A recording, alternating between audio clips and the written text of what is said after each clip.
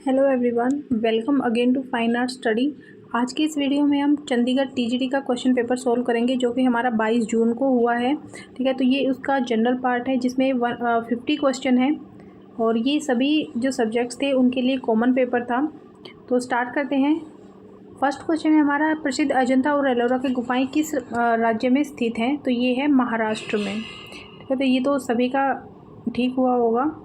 Next question है, भारतीय इतिहास के संदर्भ में नेताओं कृष्णो दास पाल, वी.एन. मांडलिक और रास बिहारी घोष में समानता थी कि वे थे, तो इन चारों में से वो क्या थे?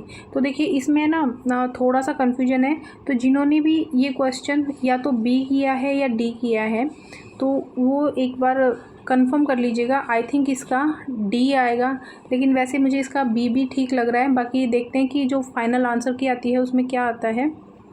नेक्स्ट है, निम्नलिखित में से कौन सी नदी सबसे अधिक देशों में होकर बहती है और उसकी सीमा बनाती है? तो इसका राइट आंसर हो जाएगा डैन्यूब। नेक्स्ट क्वेश्चन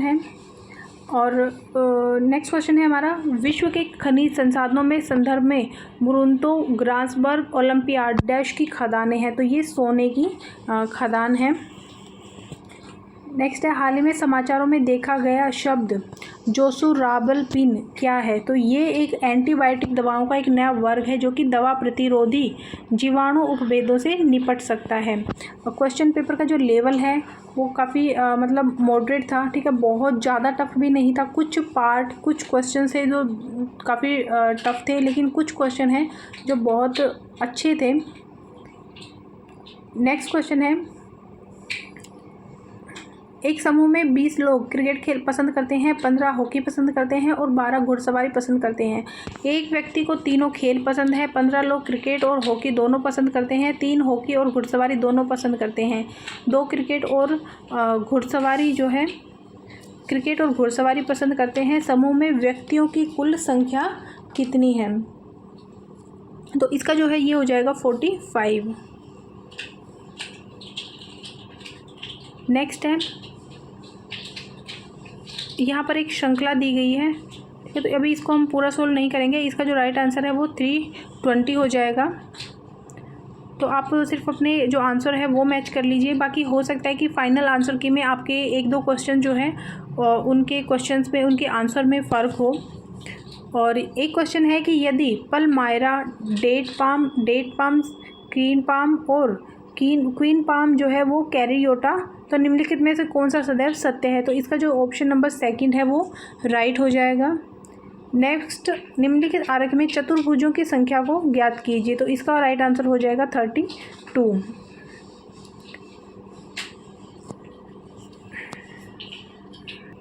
नेक्स्ट है ये मैथ के आपके क्वेश्चन है कि एक दर्जी को कैंची की एक जोड़ी के साथ कपड़े के कई रोल काटने पड़ते हैं।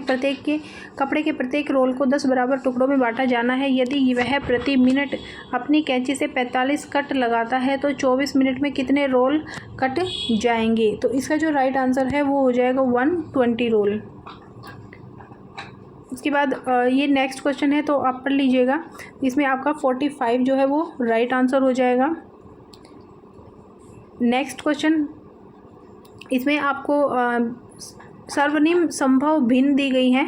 5/18, 8/9 और 10/27 में से प्रत्येक में विभाजित हो जाएगा, तो वो हो जाएगा 40/9। नेक्स्ट, ये आपके कंप्यूटर के क्वेश्चंस आ गए हैं कि डैश वह उपकरण है जो एक संगठन के नेटवर्क को इंटरनेट की बाहरी दुनिया से जोड़ता है? तो ये हो जाएगा गेटवे। मोस्टली जो स्टूडेंट है उन्होंने इसका मॉडम किया होगा, लेकिन जो गेटवे है वो इसका राइट है। नेक्स्ट है, सर्वर को नेटवर्क को प्रतिबंधित करके डेटा को इनक्रिप्ट करके संवेदनशील जानकारी प्राप्त करने के लिए एक सॉफ्टवेयर कंपनी के सर्वर को अनैतिक रूप से एक्सेस किया जाता है। हमलावर डेटा तक पहुंच प्राप्त करने के लिए कंपनी को पैसे देने के लिए ब्लैकमेल करता है। कीमत का भुगतान नहीं करने तक संवेदनशील जानकारी प्रकाशित करने की धमकी देता है। इस तरह के मामले को किस रूप में जाना जाता है? तो इसे बोलते हैं रैंसमवेयर।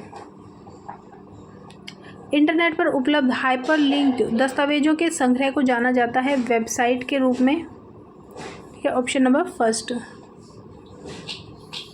सौरभ ने डिजिटल डॉक्यूमेंट में एक विज्ञापन दिया है, उसे टेक्स्ट के भीतर छवियों को स्थापित करने में कठिनाई का सामना करना पड़ रहा है। उसे सुझाव दें कि वह छवि को जो इमेजेस हैं उनको एडजस्ट कैसे करें। तो इसका हो जाएगा रैप टेक्स्ट। ठीक है, wrap text, option number first.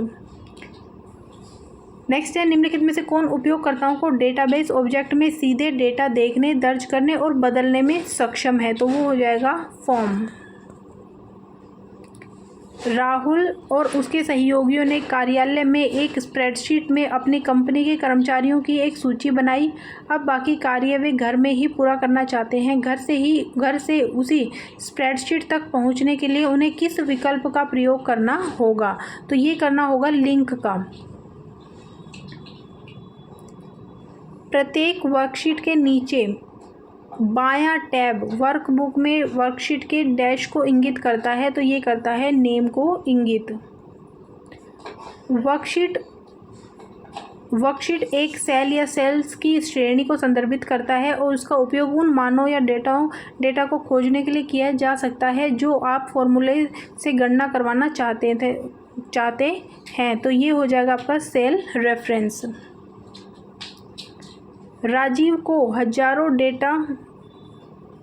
हजारों डेटा प्रविष्टियों वाले वर्कशीट में उन सेलों को हरे रंग से हाईलाइट करने के लिए कहा गया था जहां दर्ज मान या तो 120 से अधिक है या फिर उसके बराबर है। इस कार्य को सेकंडों में पूरा करने के लिए कैल्क की किस सुविधा का प्रयोग करना चाहिए। तो वो हो जाएगा conditional formatting, option number first. Network जिसमें कुछ कंप्यूटरों के विशेष समर्पित कार्य होते हैं, अन्य कंप्यूटर नेटवर्क को सेवाएं प्रदान करते हैं। तो ये कहलाते हैं client server, option number D. File name और फाइल नेम एक्सटेंशन को एक डैश के द्वारा जाना जाता है। तो ये तो सबको पता होगा कि डॉट के द्वारा जब भी हम कोई भी फाइल लिखते हैं, जैसे कि डॉट PPT, ठीक है, डॉट DOX मतलब DOC और इस टाइप से, तो हमेशा डॉट लगता है, जैसे डॉट कॉम, डॉट इन, ठीक है, तो इस टाइप से तो डॉट का इसमें यूज़ होता है। नेक्स्ट है, अमित और उसके दोस्त डेटा दर्ज करने और रिकॉर्ड अपडेट करने के लिए एक स्प्रेडशीट पर काम कर रहे हैं। वे परिवर्तनों का ट्रैक रखना चाहते हैं। निम्न में से कौन सा विकल्प यह जानने में मदद करेगा कि स्प्रेडशीट में कितने परिवर्तन किए गए हैं और क्या परिवर्तन किए गए हैं। तो ये हो जाएगा ट्रैक चेंजेस। नेक्स्ट ये आपके जो टीचिंग एप्टीट्यूड है, ठीक है, टीचिंग एप्टीट्यूड और आपका NEP से क्वेश्चंस हैं। तो दीक्षा कार्यक्रम किसके साथ जुड़ा हुआ है। तो दीक्षा कार्यक्रम स्कूली शिक्षा के साथ जुड़ा हुआ है। ठीक है, जो टीचिंग एप्टीट्यूड है वो बहुत अच्छी थी, बहुत ज़्यादा टफ नहीं थी, आप इजीली इसे कर सकते थे। नेक्स्ट है, स्वयं प्रभा की शुरुआत हुई थी। तो स्वयं प्रभा की शुरुआत आपको पता है MHRD के द्वारा की गई थी। और सिचुएशन बेस्ड क्वेश्चंस थे कि कक्षा 5 के दृष्टिबाधित छात्रों को एक समावेशी कक्षा में कैसे समायोजित करना चाहिए। तो होम ट्यूशन के लिए कभी भी प्रोत्साहित नहीं करेंगे, माता पिता भी उन्हें घर पर पढ़ाना चाहिए नहीं। अभिविन्यास और गतिशीलता, ओरिएंटेशन एंड मोबिलिटी नहीं। तो ये हो जाएगा कि providing necessary resources to meet their wild range of special needs, उनकी जो विशेष आवश्यकताएँ हैं उनको पूरा करने के लिए उनको संसाधन उपलब्ध करवाना। तो ऑप्शन नंबर 4 जो है वो इसका राइट होगा। नेक्स्ट है 28। तो ये तो बिल्कुल बेसिक क्वेश्चन था, इसका जो फर्स्ट है वो ठीक हो जाएगा कि जो हमारी नई NEP आई है उसका बेस क्या है, उसका स्ट्रक्चर क्या है, तो पैटर्न क्या है। तो वो हो जाएगा 5+3+3+4। नेक्स्ट क्वेश्चन है नंबर 29। छात्रों की परीक्षाएं किसके लिए आयोजित की जानी चाहिए। छात्रों के कौशल का आकलन करने हेतु, अधिगम समस्याओं की पहचान करने हेतु, अधिगम के स्तर की पहचान करने हेतु, या फिर चयन या फिर उन्नयन के लिए छात्रों को रैंक। तो देखिए रैंक भी नहीं देंगे हम, और अधिगम के स्तर की, तो इसमें जो ऑप्शन नंबर सेकंड है वो ठीक हो जाएगा कि उनकी जो लर्निंग प्रॉब्लम्स हैं उनको हम आइडेंटिफाई करेंगे। नेक्स्ट FLN से क्वेश्चन है कि fundamental literacy new and numeracy. इसका मुख्य एम क्या था? तो इसका मुख्य एम ये था कि प्रत्येक छात्र ग्रेड 3 के अंत तक मूलभूत साक्षरता संख्यात्मकता को प्राप्त करता है। Option number first. निम्नलिखित में से कौन सा मूलभूत साक्षरता और संख्यात्मकता यानी कि FLN का एक स्तंभ नहीं है? तो पिलर बताना है। तो जो इसका टीचर्स रिक्वायरमेंट है वो इसका पिलर नहीं है। बाकी जो एजुकेशनल इंफ्रास्ट्रक्चर है, बेसिक हेल्थ है, लर्निंग आउटकम्स हैं, ये तीनों ही इनके पिलर हैं। ठीक है, तो ऑप्शन नंबर सेकंड इसका राइट हो जाएगा। शिक्षण के दौरान शिक्षक सहायक सामग्रियों का उपयोग किस पर केंद्रित है? कक्षा में छात्रों का ध्यान, छात्रों की अनुशासनहीनता की प्रवृत्ति को नियंत्रित करना, छात्रों के सीखने के परिणाम। ऑप्शन नंबर 4 जो है वो इसका राइट हो जाएगा कि सीखने के कार्य या फिर गतिविधियों में छात्रों की प्रभावी भागीदारी। Option number D. एक स्मार्ट कक्षा एक कक्षा है जिसमें डैश है। क्या क्या होना चाहिए उसमें? तो उसमें देखिए आपका प्रोजेक्टर भी होना चाहिए, ठीक है, आपका शैक्षणिक जो सॉफ्टवेयर है वो भी होना चाहिए। तो ये सभी चीज़ें इनके लिए ज़रूरी हैं। तो ऑप्शन नंबर जो 4 है उपयुक्त सभी, ये आपका राइट हो जाएगा। नेक्स्ट है, एक छात्र जो है वो 13 को 31 लिखता है और B को D लिखता है के बीच भ्रमित हो जाता है। इस प्रकार के कठिनाई के मामले को जाना जाता है। तो ये हमें पता है कि उसको पढ़ने में दिक्कत हो रही है, यानी कि उसको लर्निंग में दिक्कत है। तो ये हो जाएगी लर्निंग डिसएबिलिटी। निम्नलिखित में से कौन सा एक कदम एक कार्यक्रम मूल्यांकन टीम को पहले लेना चाहिए, क्योंकि यह एक प्रारंभिक बचपन कार्यक्रम के व्यापक मूल्यांकन के संचालन की प्रक्रिया शुरू करता है? तो ये हो जाएगा कार्यक्रम के वर्तमान दर्शन, लक्ष्य और उद्देश्यों की समीक्षा करना। नेक्स्ट है, स्वयं प्रभा का कौन सा चैनल भाषा और साहित्य से जुड़ा हुआ है? तो वो जुड़ा हुआ है वागीश। तो नेक्स्ट क्वेश्चन है, यहाँ पर इनडायरेक्ट स्पीच है कि I will win the competition, she confidently exclaimed and prove my capabilities. तो देखिए यहाँ पर जो है गलती होने के बहुत स्ट्रॉन्ग चांस है बी और सी में, क्योंकि दोनों बिल्कुल सेम है, लेकिन बस इतना सा डिफरेंस है कि जो कैपेबिलिटीज़ है उसमें बी वाले में एस लगाया हुआ है और जो सी है उसमें सिर्फ कैपेबिलिटी लिखा हुआ है। तो हमारा जो ऑप्शन नंबर बी है वो बिल्कुल ठीक हो जाएगा।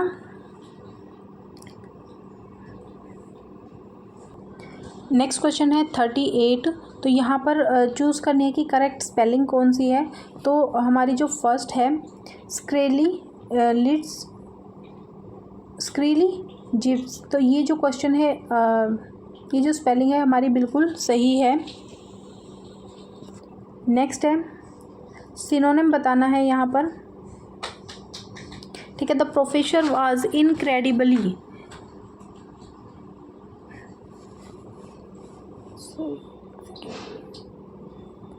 The professor was incredibly loquacious during the lecture, elaborating on every intricate detail of the subject matter.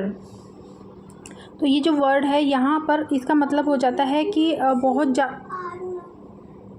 ज़्यादा बात करने वाला, एकदम बातूनी, ठीक है। तो यहाँ पर इसका सिनोनिम पूछा है, तो ये हो जाएगा आपका गैरेलस। गैरेलस का मतलब भी होता है कि एक्सट्रीमली टॉकेटिव, जो बहुत ज़्यादा बातें करने वाला हो।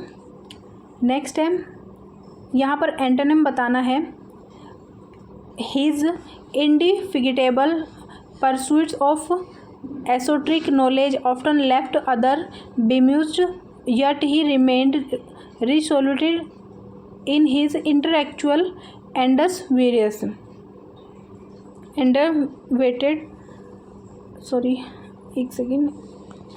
एंडरवेयर्स। तो इसका यहाँ पर एंटोनिम बताना है, तो ये हो जाएगा आपका इनरवेटेड। इनरवेटेड यहाँ पर जो वर्ड दिया गया है इंडरफेगिटेबल, तो इसका मतलब होता है कि मतलब लगातार फ्लो में काम करने वाला, एकदम जो उत्साही होता है, ठीक है। और इसका हमें एंटोनिम बताना है, तो वो हो जाएगा एनर्वेटेड। एनर्वेटेड का मतलब होता है कि जो कम उत्साही होता है, एकदम बलहीन, जिसको हम बोलते हैं वीक, ठीक है। तो ये इसके एंटोनिम होंगे। नेक्स्ट है, एक आइटम दी गई है, कि आर इन द ऑफिस, तो इसका जो हो जाएगा वो होगा likely to happen soon. Again यहाँ पर हिंदी दी गई है, हिंदी बहुत ही ईजी थी, तो यहाँ पर राइट वर्ड बताना है, तो वो हो जाएगा ऐतिहासिक, ऑप्शन नंबर डी। नेक्स्ट है संज्ञा शब्द की पहचान करनी, आज बहुत सर्दी हो रही है, तो आपको पता है सर्दी जो वर्ड है वो आपका संज्ञा शब्द है। नेक्स्ट है मुहावरे का अर्थ बताना है, बैल का बैल गया और बैल का बैल गया, 9 हाथ का पगहा भी गया। तो ये तो आप अगर कॉमन से अगर नहीं आपने ये पढ़ी हुई हो मुहावरा, तो भी आप इसको कर सकते हैं कि एक तो हमारा बैल भी गया, ऊपर से जो पगहा वर्ड है उसका मतलब मुझे नहीं पता, लेकिन वो भी गया, ठीक है, यानी कि हमारा दोनों ही हमारे हाथ से गए, इट मीन्स कि हमारा कुछ नुकसान हुआ है, तो ये हो जाएगा बहुत बड़ा घाटा होना। नेक्स्ट क्वेश्चन है कि गलत भाग की पहचान कीजिए। उन्नति के मार्ग में बाधाएं आती ही हैं, मेरे को यह बात पता है। तो जब हम इसको बोल कर देख रहे हैं तभी हमें पता चल रहा है कि जो मेरे को है वो थोड़ा वियर्ड साउंड कर रहा है। अगर इसकी जगह हम मुझे पता है या हमको पता है या मेरे को पता है, तो ये जो मुझको आता, ठीक है, तो ये वर्ड जो है वो ठीक होता, लेकिन मेरे वर्ड जो है वो थोड़ा अलग साउंड कर रहा है, तो ये यहीं पर रॉन्ग होगा, मेरे वर्ड इसमें गलत है।